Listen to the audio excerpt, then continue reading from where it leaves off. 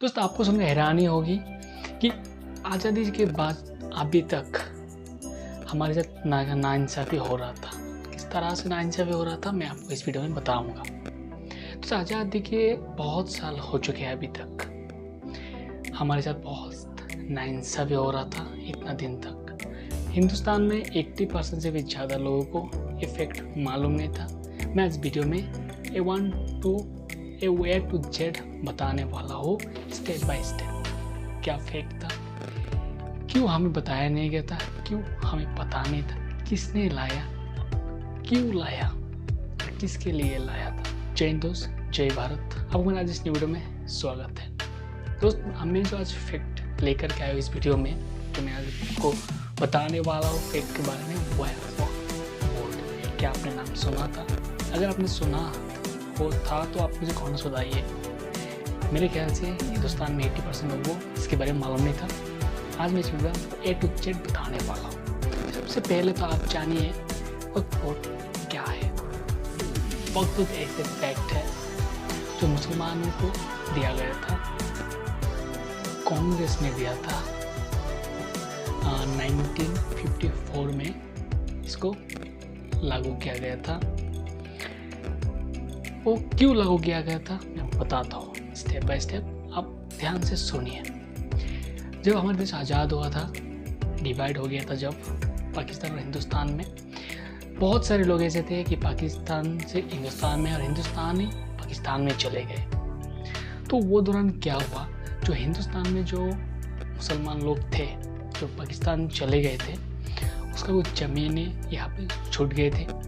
तो वो ज़मीन जो यहाँ पे छूट गए थे उसे कांग्रेस ने देख रेख के लिए एक वक्फ बोर्ड को दान दे दिया, वो संभालने के लिए। वक्फ बोर्ड वो सिर्फ मुसलमान के लिए, बाकी किसी के धर्म के लिए नहीं। वक्फ बोर्ड किसने शुरू किया था? वही मैं जो आपको बोला, कांग्रेस ने शुरू किया था।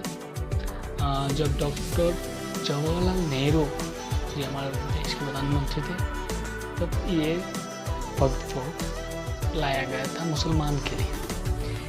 दोस्तों आप सबसे पहले जानिए वक्फ बोर्ड कैसे काम करती है। वक्फ बोर्ड ने हमारे साथ कितना नाइंसाफ़ी किया था। जब हमारा देश स्वाधीन हुआ था, इंग्रज जब चले गए थे, दूसरा इंग्रज यहाँ पे हिंदुस्तान में थे, लेकिन हमें पता नहीं था। हम जितना भी हिंदुस्तानी थे सबको नोच खा रहा था। उस वक्फ बोर्ड ऐसा काम करता है। वक्फ बोर्ड अगर उसको इतना ताकत दी गई थी, ताकत कैसे मिला था? कांग्रेस ने वोट बैंक के चक्कर में वक्फ बोर्ड को इतना ताकत दे दी थी कि आप सुनकर आपको पता चले ज़मीन खिसक जाएगा। देखिए दोस्त ध्यान से सुनिए। वक्फ बोर्ड को इतना ताकत दी गई थी, ऐसा ताकत किसी के भी पास नहीं है। न हिंदू के पास, न जैन, बौद्ध, ईसाई, किसी के पास ये ताकत नहीं है। सिर्फ मुसलमान को दी गई थी। तो आप सोचिए हमारे साथ कितना बड़ा नाइंसाफ़ी हुआ है। वो रही नहीं, उसका ताकत इतना था, उसका पावर इतना था कि अगर वक्फ बोर्ड कह दे कि ये हमारा ज़मीन है, तो ये ज़मीन आपको प्रूफ करना होगा कि ये ज़मीन आपके वक्फ बोर्ड का नहीं है। सोचिए कितना ताकत हो। तो ऐसे नहीं मिली, वो कांग्रेस ने उसको दिया था ताकत।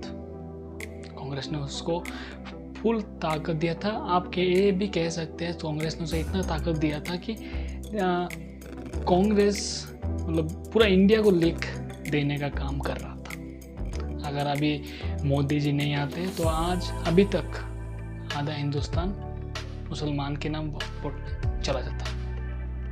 किस्मत अच्छा था, भगवान खुद मोदी के रूप में हम बचाने के लिए आए, नहीं तो अभी तक हमें पता नहीं चलना था कि हमारे साथ किस तरह से नाइंसाफ़ी हो रहा था। देखिए ऐसा है, अगर वक्फ बोर्ड कह देता है कि ये ज़मीन हमारा है, आपके घर में अगर बोल देता है कि ये ज़मीन हमारा है, तो आपको प्रूफ करना होगा कि ये ज़मीन आपके वक्फ बोर्ड का नहीं। वो भी वक्त का अलग सेपरेट कोर्ट है जिसमें सिर्फ मुसलमान की धर्म के ज्ञान वाला लोग ही वहाँ पे बैठेगा, सभी वहीं पे रहेंगे। आपको उसी के सामने आपको प्रूफ करना होगा। सोचिए आप किसके खिलाफ कोर्ट कर रहे हैं? मुसलमान के खिलाफ। आपको कौन इसके सामने जगह प्रूफ कर रहे हैं, वो भी मुसलमान है। तो आपको क्या लगता है, क्या आपका न्याय होगा? कभी नहीं। वो लोग के पास कुछ कागज हो या ना हो, वो सिर्फ बोलेगा बस, बाकी सब आपको करना है कागज दिखाते। उदाहरण के लिए 2014 का जो चुनाव होने से पहले, ज़्यादा नहीं, कुछ हफ्ता 10 दिन पहले डॉक्टर मनमोहन सिंह ने क्या किया था? जब इलेक्शन होने से पहले उनका कुछ पावर चला जाता है, तो वो पावर जाने से कुछ दिन पहले दिल्ली के 133 जगहों का वोट के नाम कर दिया, वो भी एक हफ्ते के अंदर। आप सुन के हैरान होंगे, तमिलनाडु में ऐसा एक गांव है, इस गांव में एक मंदिर है 1500 साल पुराना। तो मुसलमान लोग कहते हैं कि उसका मुसलमान आए हैं 1400 साल पुराना। तो एक मुसलमान ने वहाँ पे वक्फ बोर्ड ने वो गांव को दबा ठोक दिया कि ये गांव वक्फ बोर्ड का है। तब पता चला जब वो गांव से एक आदमी जमीन बेचने के लिए जाते हैं, जब रजिस्टर करने जाते हैं, रजिस्टर ऑफिस में बोलता है कि वक्फ बोर्ड से एनओसी लेके आने के लिए। सोचिए जिसका जमीन है उसको ही मालूम नहीं है कि ये वक्फ बोर्ड का हो चुका है। जब वो बेचने के लिए जाता है तब उसे पता चलता है कि ये वक्फ बोर्ड का है। सोचिए कितना नाइंसाफी हुआ है हमारे साथ। तो शुरुआत में हिंदुस्तान में वक्फ बोर्ड का ज़मीन था लगभग 80 से 90 हज़ार एकड़। उसके बाद कुछ साल बाद 2009 में या 8 में 4 लाख एकड़ था। 2024 में अभी 9 लाख एकड़ जमीन है। अब ध्यान से सुनिए, हमारे पास सबसे ज़्यादा जो जमीन है जिसके पास है वो है हमारे देश में जितना भी संस्था है, 3rd नंबर पे है वक्फ बोर्ड जिसके पास ज़्यादा जमीन है, सबसे ज़्यादा। पहला नंबर पे आता है सेना या रेल, सेना या रेल फर्स्ट सेकंड में है, 3rd में आता है वक्फ बोर्ड। देखिए रेल विभाग ने हमारे देश को बहुत डेवलप किया है, और सेना तो हमारे देश के लिए बहुत अपना जान तक दिया है। लेकिन वक्फ बोर्ड ने सिर्फ मुसलमान के लिए ही काम किया है, वो भी सबके लिए, सब मुसलमान के लिए नहीं। अभी अगर आप ध्यान दीजिए, देखिए रेल है उसके पास भी ज़मीन है, वो बहुत डेवलप है, सेना बहुत डेवलप है। लेकिन मुसलमान देखेंगे तो सड़क भीख मांगते हुए नजर आता है, वो डेवलप नहीं है। क्यों? इतना ज़मीन रहते हुए भी डेवलप नहीं है।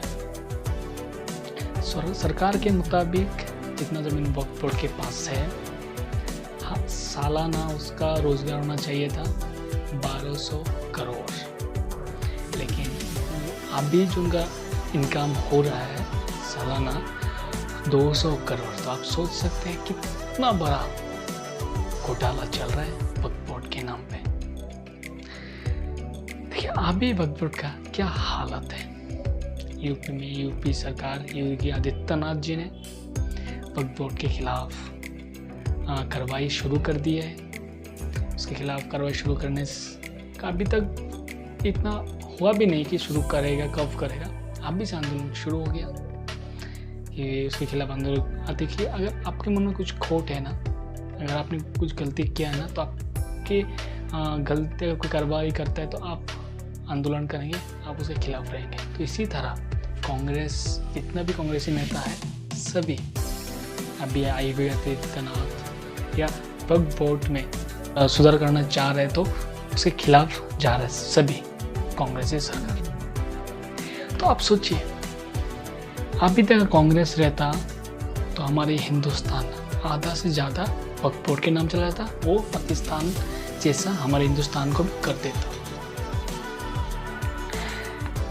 देखिए दोस्त, वक्फ बोर्ड को ताकत सबसे ज़्यादा तब मिला 1995 से लेकर 2013, इसके बीच वक्फ बोर्ड को इतना ताकत दी गई है कि वो अगर चाह पे उंगली करे वो जमीन उसका नाम पे। सरकार ने दिया है ये ताकत, कांग्रेस सरकार ने। आप सोच सकते हैं इतना ताकत हमें हिंदुस्तान हिंदुओं को भी नहीं है। हिंदू, सिख, ईसाई, बौद्ध किसी को नहीं है, सिर्फ मुसलमान को दी गए थे। वोट बैंक के चक्कर में कांग्रेस ने ऐसा नाइंसाफी किया था हमारे साथ। आपको पता होगा मुसलमान जो देश है, अरब है, इंडोनेशिया, बड़ा बड़ा देश है जो मुसलमान, ओनली मुसलमान है, वहाँ पर भी ये रूल लागू नहीं है, सिर्फ हिंदुस्तान में क्यों? क्या ये कांग्रेस चाहते थे कि हिंदुस्तान में इसे भी पाकिस्तान जैसा बना दिया जाए? हमारे साथ ऐसा क्यों किया था कांग्रेस सरकार ने? और आप में से बहुत हिंदू लोग अभी तक कांग्रेस को ही वोट देते आ रहे हैं, अभी तक क्यों? हमें अपना देश बचाना है। अपने देश के लिए बहुत सारे लोग खुशी खुशी जान दे दिया है, और हमें कुछ नहीं करना है। 5 साल के बाद एक बार जाके उंगली से बटन दबाना है, हमारे देश सुधर जाएगा। अगर मोदी जी रहे तो हमारे हिंदुस्तान में हिंदू कभी भी कुछ टेंशन में नहीं आएगा। देखिए, मैं आपको कह दूं, जो कांग्रेस था हमारे हिंदू में बंटवारा कर दिया, सिख, ईसाई, बुद्ध, हिंदू 3-4 भाग बंटवारा कर दिया था। लेकिन मैं आपको एक ही बात कह दूं कि बीजेपी जो है, मोदी जी जो है, वो हिंदू को एकजुट करना चाहते हैं, बंटवारा नहीं करना चाहता है। और मैं आपको कह दूं, जो गाय को पूजा करता है हर कोई वो हिंदू है। गाय को पूजा करने वाला हर कोई हिंदू है। आपके हिसाब से क्या अभी तक आज़ादी के बाद से लेकर अभी तक हमारे साथ जो कांग्रेस ने किया, क्या सही क्या ये गलत? आप मुझे कमेंट्स में बताइए। और आप आगे जाकर क्या करने वाले हैं? क्या कांग्रेस को वोट देंगे जिन्होंने हमारे साथ विश्वासघातक किया? हमें कितना साल उन्हें वोट देकर के जिताया, अंत में ये सब पता चला, कितना दर्द हुआ होगा। और जो पार्टी हमारे देश को बचाना चाहते हैं, आप उसे कोई नहीं देते, क्यों? आप समझदार हो, समझिए, दिल में हाथ रख के सोचिए कि हमारे साथ नाइंसाफी वाकई हुआ है। अगर हमारे देश, हमारे धर्म को बचाना है तो हमें बीजेपी को हर हाल में जिताना है। बीजेपी रहेगी तो हिंदू रहेगा, हमारे देश सही सलामत रहेगा। अगर हमारे देश में हिंदू मिट जाते हैं तो ये देश पाकिस्तान जैसा होने में कोई नहीं रोक सकता। पाकिस्तान ऐसा क्यों है? आप जानते हो कि पाकिस्तान में कौन से धर्म के लोग ज़्यादा रहते हैं, बांग्लादेश में कौन से धर्म के लोग ज़्यादा रहते हैं। हिंदुस्तान इतना पॉपुलेशन होने के बाद भी 10 सालों में जितना तरक्की हुआ है, पिछले 50-60 सालों में नहीं हुआ, थोड़ा भी नहीं हुआ है। तो दोस्तों, आपसे विनती है, देखिए, कोई भी जीते, हमें तो काम करके खाना ही पड़ेगा, लेकिन शांति, अपने देश के लिए हमें कुछ करना चाहिए। पहले के ज़माना का अभी नहीं रहा, अभी बहुत डेवलप हो चुका है। तो आप बस आपका उंगली सही तरीके से सही लोगों के ऊपर ही टच करें। ठीक है दोस्त, ऐसा ही वीडियो में दमदार न्यूज़ लेकर के आता रहूँगा। आप मेरे चैनल के साथ जुड़ जाइए। मैं आपको जो नहीं जानते थे, मैं आपको हर दिन एक नया न्यूज़ देता रहूँगा, दमदार, जो आप जान करके हैरान हो जाएंगे हमारे साथ कांग्रेस ने क्या किया और बीजेपी अभी हमारे साथ क्या कर रहा है। सब कुछ मैं आपको A to Z बताऊंगा, नेक्स्ट में बताऊंगा। हर एक चीज़ A to Z हमारे देश में आज़ादी के बाद से लेकर के अभी तक क्या नाइंसाफ़ी हुआ है, क्या इंसाफ मिला हमें, सब कुछ मैं बताता रहूँगा। चलिए दोस्त, मिलेंगे अगले वीडियो में, तब तक के लिए जय हिंद, जय भारत, हिंदू राष्ट्र।